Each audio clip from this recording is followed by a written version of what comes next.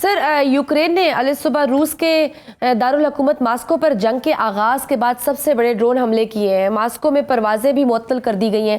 روس اور یوکرین کے درمیان امریکی جنگ بندی کی کوششوں کے لیے یہ کتنا بڑا سیٹ بیک ہے؟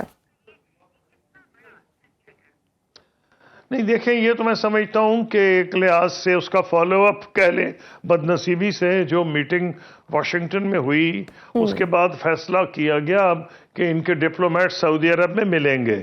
اب کیونکہ وہ یوکرین یہ امپریشن نہیں دینا چاہتا کہ وہ ایک تو پریزیڈنٹ ٹرمپ کے ساتھ جو ان کی میٹنگ ہوئی بہت خراب ہوئی، تو ان کی پوزیشن ویک ہوئی ہے یوکرین کی اس میٹنگ کے بعد، تو شاید یہ ان کے مد نظر ہو کہ اس حملے سے یہ نہیں لگے گا کہ وہ ویکنس سے نیگوشیٹ کرنا چاہ رہے ہیں، کیونکہ نیگوشیشن کے لیے، بات چیت کے لیے ہی ماسکو میں لوگ اکٹھے ہو رہے ہیں، یہ سعودی عرب میں لوگ اکٹھے ہو رہے ہیں۔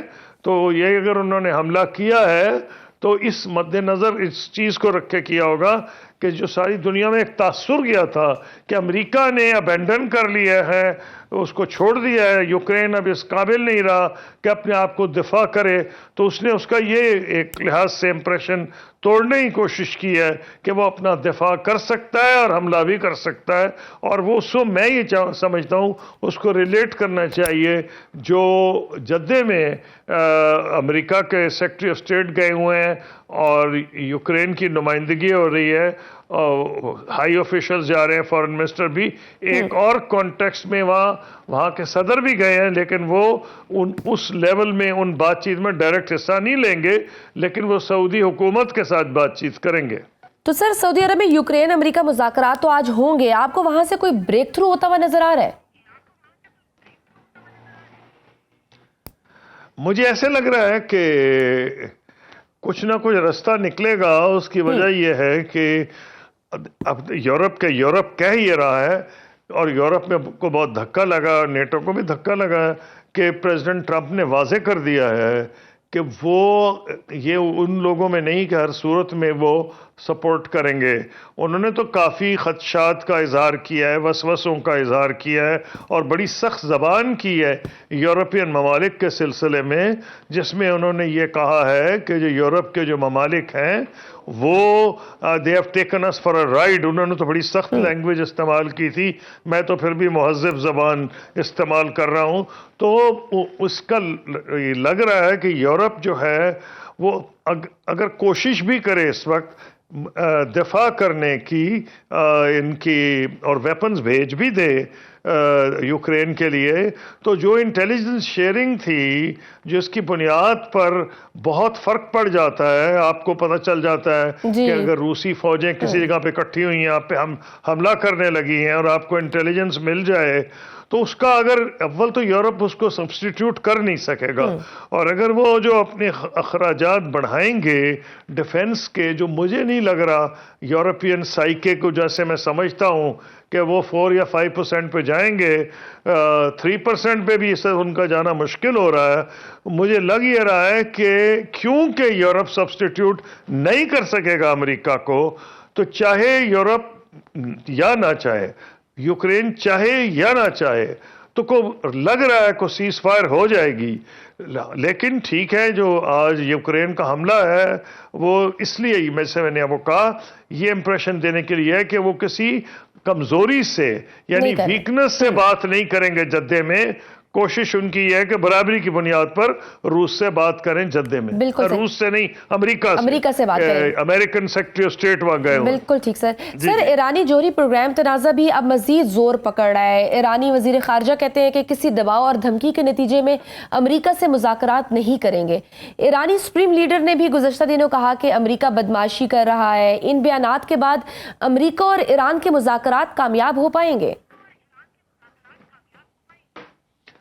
دیکھیے، دونوں جو ہے، جس طرح پریزیڈنٹ ٹرمپ نے ایران کے بارے میں زبان استعمال کی ہے، جو ان کا ایک طریقہ کار ہے جو کہ میں مناسب نہیں سمجھتا ڈپلومیسی میں، لیکن ان کا اپنا ایک خاص طریقہ ہے، ان کا وتیرہ ہے، جو لفظ آپ چاہیں استعمال کر لیں، لیکن میرے لحاظ تو بہت وہ سخت زبان تھی، اور شاید اس کو مد نظر رکھتے ہوئے جو ایران رہنما ہیں، ان کے جو سپریم ہیڈ ہیں، اور آپ بتا رہی ہیں ان کے فورن منسٹر بھی، لیکن اس سپریم ہیڈ نے خود کہا تھا کہ بات چیت انڈر پریشر نہیں ہو سکتی.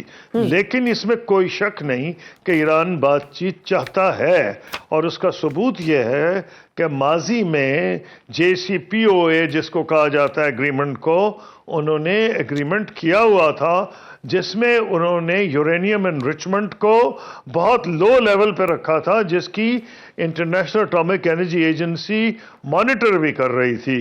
تو اس کا مطلب ہے ایران اس حد تک تو آ گیا تھا نا کہ وہ مانیٹر کرانے کو تیار تھا، اور ابھی بھی وہ میرا خیال ہے تیار ہوں گے. لیکن جو زبان پریزیڈنٹ ٹرمپ نے استعمال کی ہے وہ مناسب نہیں. لیکن پریزیڈنٹ ٹرمپ کا طریقہ کار یہ ہے، مجھے لگ رہا ہے کہ بات چیت کو رول آؤٹ نہیں کرنا چاہیے، کیونکہ پریزیڈنٹ ٹرمپ بھی کئی مرتبہ کہہ چکے ہیں کہ وہ جنگ نہیں چاہتے.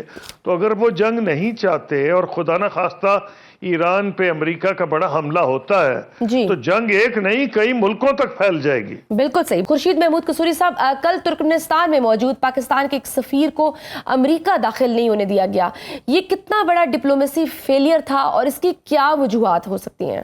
دیکھیے، میں اس پہ اس لیے کامنٹ نہیں کر سکتا کہ میرے پاس اس پہ انفارمیشن نہیں، لیکن یہ بہت ایک غلط طریقہ کار ہے. اور جو امریکن پالیسیز ہیں ویزا کی ابھی شاید کلیئر نہیں ہوئی ہیں، کیونکہ ابھی یہ کہا یہ جا رہا ہے کہ جی ویزاز جو ہیں وہ کئی ملکوں پہ ٹوٹل بین لگے گا. تو مجھے نہیں پتا کہ شاید کسی نے زیادہ ہی اپنی پھرتی دکھائی ہو بیوروکریسی میں، یا ادھر امیگریشن ڈپارٹمنٹ میں انہوں نے پہلے سے کر دیا ہے. لیکن یہ بالکل غلط طریقہ ہے، اور یہ جو ہے نا ایک دوسرے کے ڈپلومیٹس کا احترام یہ بالکل لازمی ہے. یہ ٹھیک ہے کہ وہ اکریڈیٹڈ امریکہ میں نہیں تھے، لیکن یہ بہت قابل اعتراض بات ہے، اور مجھے امید ہے کہ فارن آفس نے آلریڈی ٹیک اپ کر لیا ہوگا ان کے ساتھ، اسٹیٹ ڈپارٹمنٹ کے ساتھ.